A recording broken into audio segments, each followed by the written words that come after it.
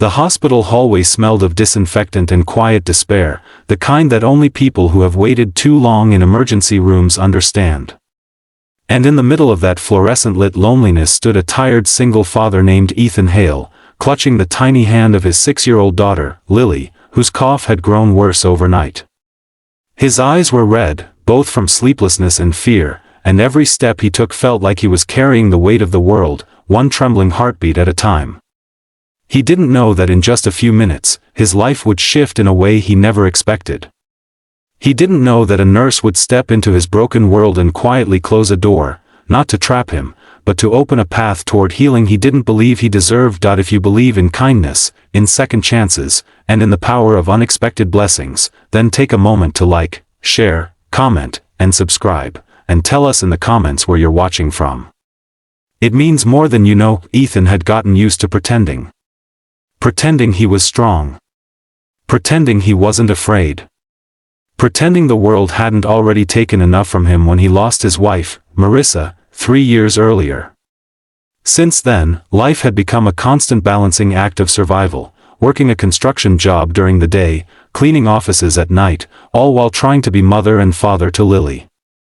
He never complained, but the exhaustion lived in the bend of his shoulders and the way he exhaled before every new task.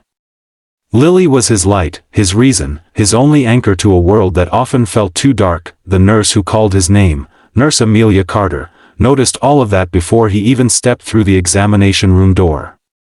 She'd seen countless parents walk in scared, desperate, worried, but something about Ethan struck her differently. Maybe it was the protective way he held Lily's hand, or the quiet firmness in his voice when he said he was fine, even though his trembling fingers told a different story.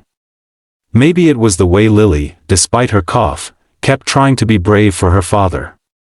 Amelia saw it all in one glance. When she said, "Just a checkup," Ethan nodded, relieved, thinking it would be quick. But then she gently pushed the door closed and turned the lock, not out of threat, but out of privacy and protection. She stepped closer with a softness that reached beyond the room. "Just you and me now," she whispered, though her eyes stayed on Lily, as if reassuring her that nothing bad would happen. Ethan felt something shift. He couldn't explain it, but for the first time in a long time, he didn't feel alone. Amelia examined Lily carefully, her hands steady, her voice soothing. She asked Ethan questions, not just medical ones, but the kind that revealed lives lived in hardship. Had Lily been eating well? Had she been sleeping enough? Was he able to afford her medications? Ethan answered honestly at first, then hesitated, then lied gently, shame creeping into his chest. Money was tight, too tight, and he'd been stretching prescriptions longer than recommended. Amelia already knew. She'd seen it before. She saw it in his eyes. When she was done with the checkup, she turned to Ethan with quiet seriousness.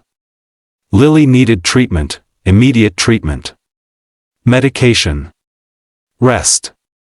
Proper care. Things he wasn't sure he could manage.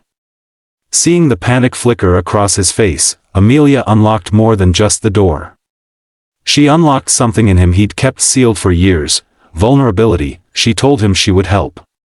Not out of pity, but because she believed in people like him, people who fought so hard they didn't realize how close they were to collapsing. She arranged a discount program, found a charity that covered the medication, and even reached into her own bag to give Lily a small stuffed teddy bear. Ethan didn't know how to respond. His throat tightened. His eyes burned.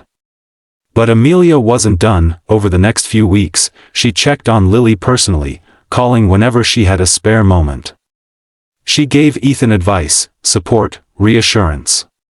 And slowly, something began to bloom between them. Not romance, not yet, but a quiet trust, a fragile bridge forming between two wounded hearts. Ethan found himself opening up, telling her about Marissa, about the loneliness, about the fear of failing his daughter. Amelia listened without judgment, her gaze steady and kind. But the world has a way of testing the fragile things we build. One night, Lily's fever spiked again. Ethan rushed her back to the hospital, panic tearing at him. He burst through the doors, calling for anyone who would listen. And there she was, Amelia, running toward him the moment she saw his face.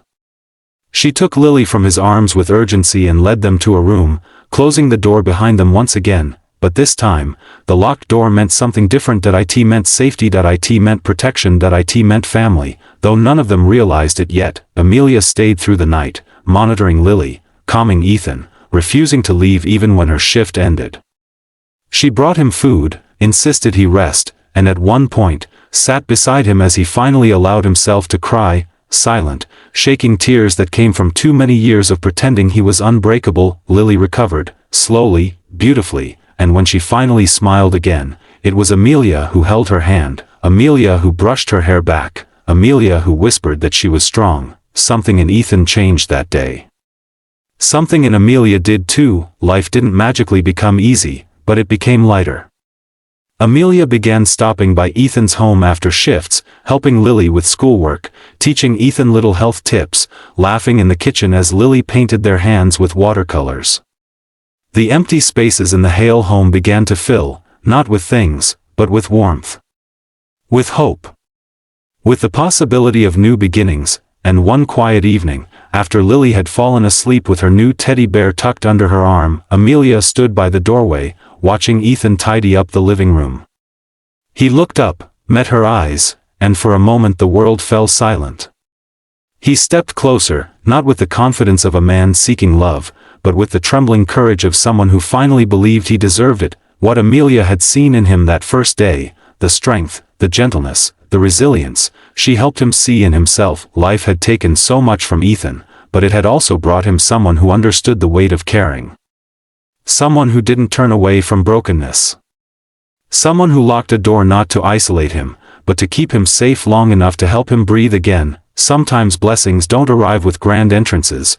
They walk into sterile hospital rooms wearing scrubs, holding clipboards, and offering a softness the world forgets to give. If this story touched your heart even a little, please like the video, comment, share, and subscribe. Your support helps us bring more stories of hope and humanity to life. Before we end, take a moment to comment something meaningful, maybe a prayer, a blessing, or simply one word that describes how you felt. Your words might lift someone else who's watching this tonight. And so, Ethan, Lily, and Amelia continued onward, not a perfect family, not a simple story, but a real one, built on kindness, second chances, and the quiet courage of choosing hope again.